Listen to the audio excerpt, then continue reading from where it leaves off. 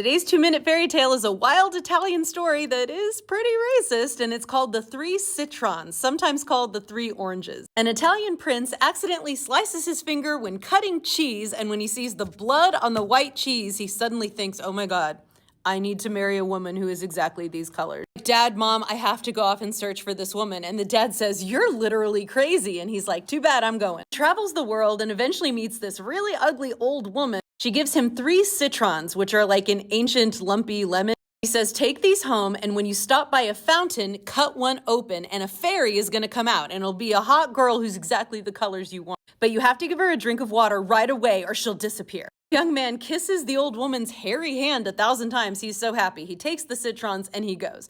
When he gets to the fountain, he opens the first one, but he's not quick enough. The fairy comes out and she's like, give me a drink. And he's like stunned by her beauty. And he's like, what? And she disappears.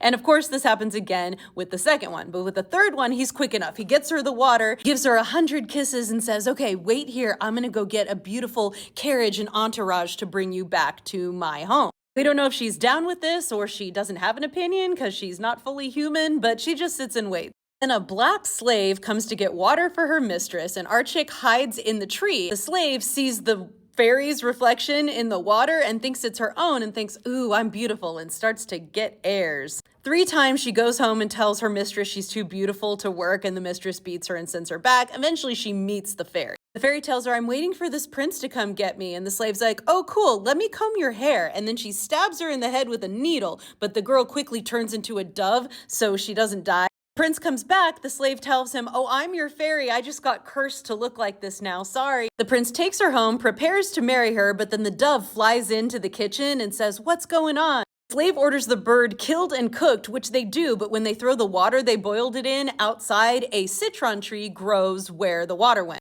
Suspicious, the king picks a citron, takes it to his room, cuts it open, has that water ready, and his true wife comes out again. She tells him the truth of what happened. He goes down to the wedding feast. He tells everyone, hey, if someone did something like this to another person, what should we do to them? As is common in folklore, the slave speaks up and says, we should burn that person and have their ashes thrown from the roof of the castle.